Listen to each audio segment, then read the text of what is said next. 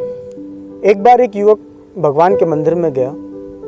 उसने सीढ़ियों के बाहर अपनी चप्पलें उतारी और बाजू में लगी हुई प्रसाद की दुकानों से उसने प्रसाद लिया।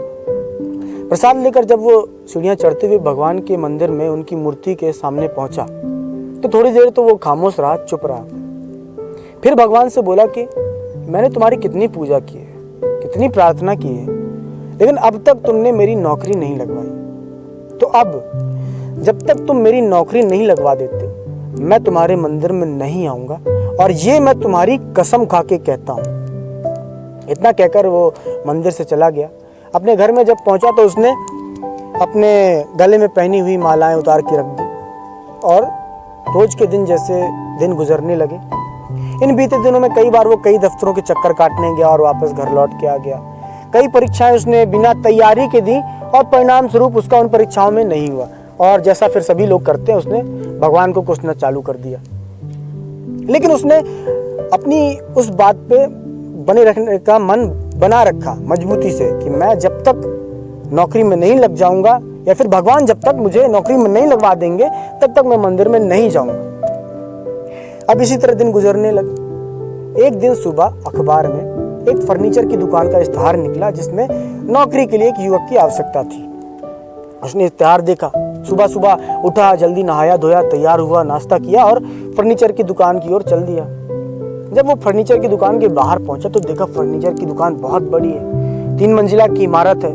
बहुत से लोग बहुत तरह के काम उसके अंदर कर रहे थे, और सबसे बड़ी बात, उन लोगों की भी लाइन बहुत लंबी थी जो वहां पर नौकरी के आवेदन देने के लिए आए थे।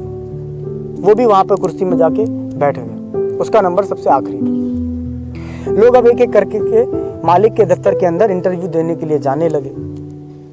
कुछ देर बाद जब लोग बाहर निकलने लगे तो कोई बोलता मेरे पास कंप्यूटर का डिप्लोमा नहीं था, या फिर मुझे अकाउंटिंग नहीं आती थी इसलिए नहीं लिया। एक एक करके इसी तरह सभी लोग इंटरव्यू दे देकर चले गए और किसी का नहीं हुआ। जब किसी का नहीं हुआ, ये युवक अकेला बचा तो इसके मन में आशा हुई कि जब किसी का नहीं हुआ, मैं आखिरी हूँ तो हो सकता है मेरा हो जाए। तो वो फिर इसी तरह आशा रख के अपने दिल में मालिक के दफ्तर के अंदर गया। मालिक अपनी ऊंची कुर्सी पे, जिस पे गद्दा लगा हुआ था, पीछे टिकने के लिए बढ़िया गद्देदार सीट थी, उसमें बैठा हुआ था। हाथ में उसके सिगरेट जल रही थी। अब दोनों के बीच प्रश्न और उत्तर का सिलसिला चालू हुआ। मालिक प्रश्न पूछ रहा था, युवक जो यथासंभव उत्तर हो सकता था उससे वो उत्तर दे रहा था। जब ये प्रश्न उत्तर का सिलसिला खत्म हुआ तो मालिक ने युवक को उस नौकरी के योग्य नहीं समझा और बोला कि तुम जा सकते हो। युवक निराश हुआ और जाने लगा। तभी मालिक ने उसको 1 सेकंड रुकने के लिए कहा और बोला, तुम नौकरी मांगने के लिए मंदिर जाते हो, जो भी तुम्हारे दिल में ईमानदारी से बोलना। उसने बोला कि मेरी नौकरी जब तक लग नहीं जाएगी मैं भगवान के मंदिर में नहीं जाऊंगा।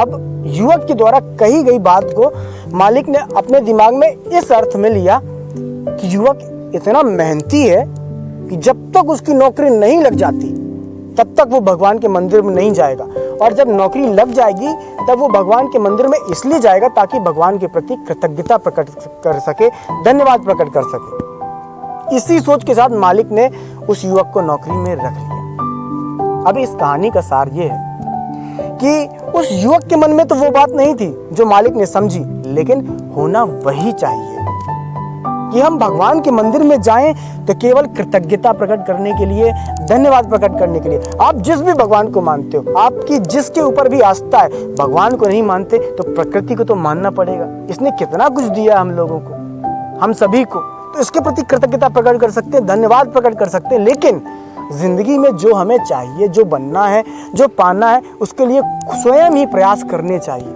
अगर हमारी मनोस्थिति ऐसी हो जाए कि हम जो भी हमें करना है उसकी सारी जिम्मेदारी हम स्वयं ले लें और बाकियों को बस धन्यवाद दें, तो हम जिंदगी में जो करना चाहेंगे वो करेंगे, जो पाना चाहेंगे वो पाएंगे। बहुत बहुत धन्यवाद दोस्तों। उम्मीद है कि मेरी इस कहानी से आपको उम्मीद मिली होगी, आशा मिली होगी और कुछ जागरूकता आपके मन के भीतर समाई होगी, आई होगी। अगर आपको लगता है कि इस कहानी से और भी लोगों को मदद मिल सकती है, इसको शेयर कीजिए।